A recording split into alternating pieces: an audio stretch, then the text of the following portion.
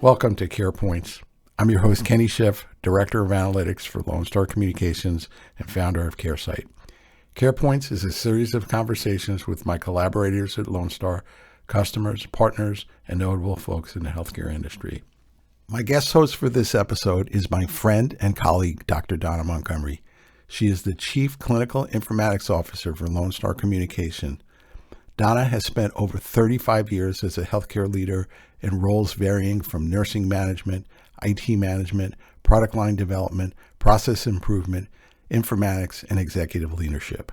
Donna's conversation is with Dr. Susan Hernandez, who currently serves as the Health System Chief Nurse Executive for UT Southwestern Medical Center.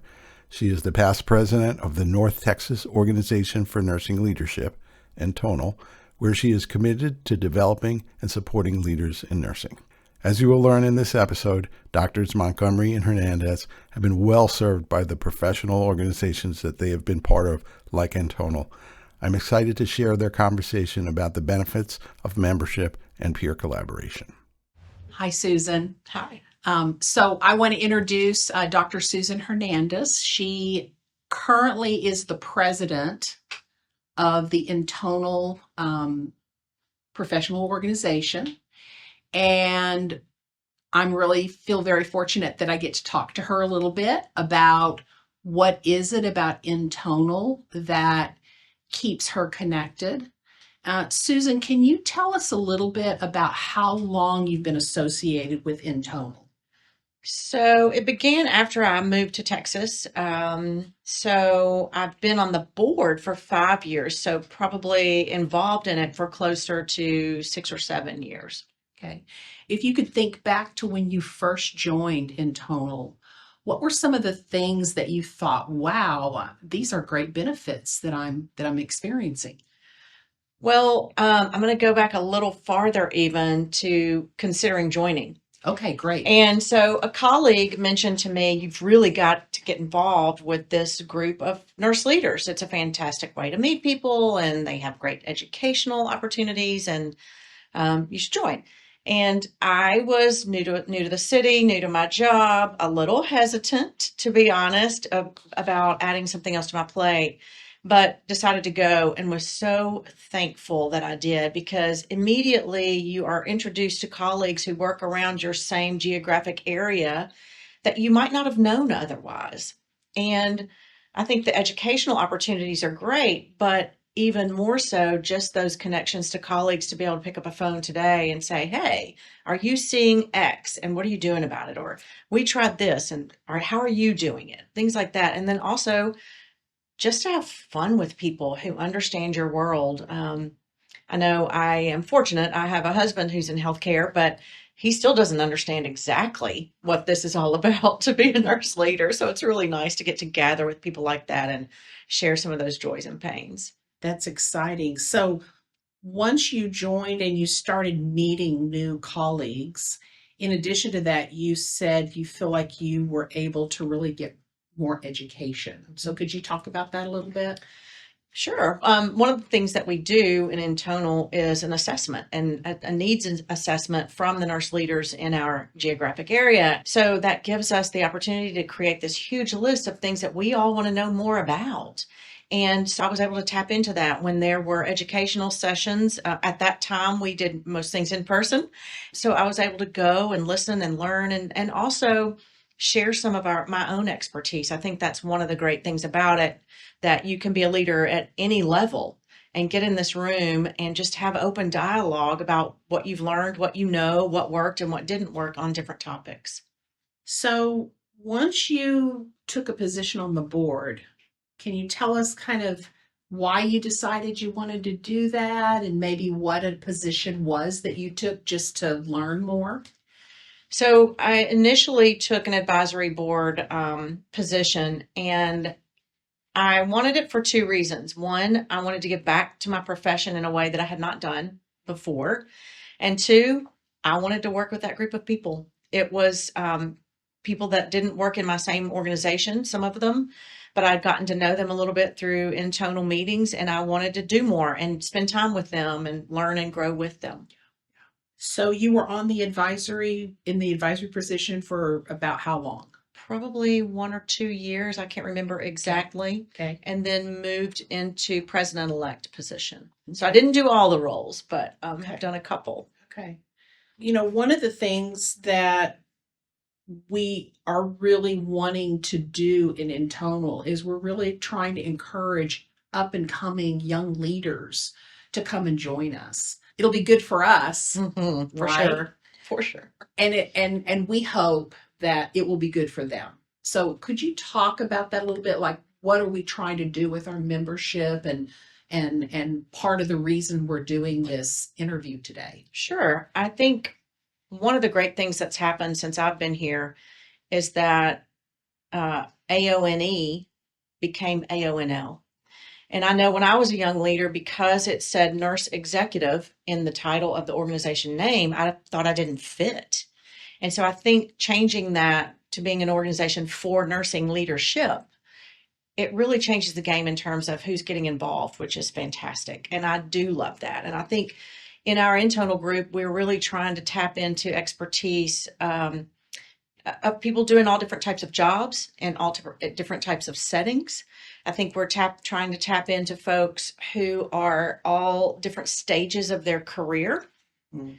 And it's an open way to communicate with people who have no impact really over your day-to-day work, in your day job, if you will. I think sometimes people seem hesitant to have open dialogue about tough conversations.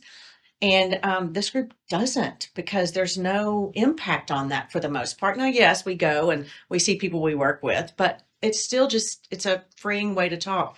I'll tell you one memory I have of our fall forum one year, and I had the privilege to speak with a woman named Dr. Lori Hodge, who is now enjoying retirement, sadly. We finished and asked for questions, and someone in the audience asked a really hard question about generational differences and dress code. And what was my opinion, our opinion of that? And it was really around piercings and tattoos, to be quite frank. And you could hear sort of the wind sucked out of the room all of a sudden, like people got nervous. And then I think because Lori and I had the opportunity just to say, here's our opinion. We're not the experts. Here's what we think and here's what we believed. It released people from being nervous about having tough conversations, because that is a tough conversation depending on where you sit in that zone. So I think the intonal events give you that freedom. That was great for somebody to ask that question. It was great for us to just say, well, we're not the experts, but here's what we believe. And so I hope we continue to grow that as we continue on in our work with intonal. But to your point, for us to be able to do that as a team, we need all different types of nurse leaders. We need nurse leaders who think they want to be nurse leaders, all the way to those who sit in a similar position as you. Absolutely. So getting that new group to come. Some of the things we do in Intonal is that we have committees. Right. And the reason we have committees is because we're trying to plan events that we believe will draw in different kinds of people. Right. So could you talk a little bit about our committees and what we kind of depend on them to do? So we have several, and if I miss one, you can cue me up, Donna. But the education committee really administers the assessment and then helps determine what our topics will be for the year. And then they help with the rest of the board and other friends, sometimes other friends outside of the board, find speakers that match up with that. And we are trying to do a different way of communicating, hence doing this today, and make sure that we hit all aspects of communication so people understand who we are and what we're about, and that there is a fit for everyone. Truly, there is a fit for everyone. We have, I'm missing somebody, communications, education committee, and membership committee, yes, to try to help people get on board with us and be there with us. I want people to understand it's really an opportunity to learn, grow, and have fun. And half the fun is not having a room full of people just like me. And so we are really trying to drive that home and offer opportunities. The other thing is people can get in the easiest way by just show up for an event and see what it's about. And then you can step into the committees if you get a little more comfortable. And there are just ways that you can continue to grow your profession and your commitment to give back as well.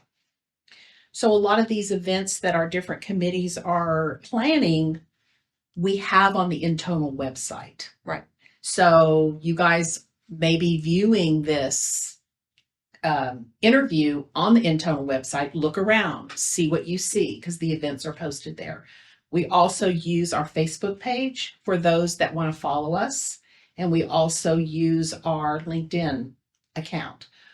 Depending on where people feel more comfortable, we'd like you guys to check us out, check out this podcast or this interview, and give us some feedback. So Susan, any last comments or thoughts that you might have about how we're trying to grow NTONL? I would say just give it a shot. It's not extra work, and it's incredibly valuable. And share your ideas and your opinions and your thoughts and your expertise with all of those who are already involved. It's worth the time, and it's a lot of fun. Yeah, I agree with that. Yeah. Well, thank you so much, Susan. We really appreciate you taking a little bit of time today to help us grow our membership and help us get the word out about our upcoming events. Happy to do it. Thank you. Thanks for listening to the conversation between Dr. Montgomery and Dr. Hernandez. You can find CarePoints on Apple Podcasts, Spotify, Google Podcasts, or your favorite podcast platform. Make sure to subscribe and get notified of the latest episodes when we release them. You can find links to our episodes and a sign-up form on our website, www.lonestarcom.com/podcast. That's www.lonestarcom.com/podcast. Thanks so much for listening. Hoping to see you again soon.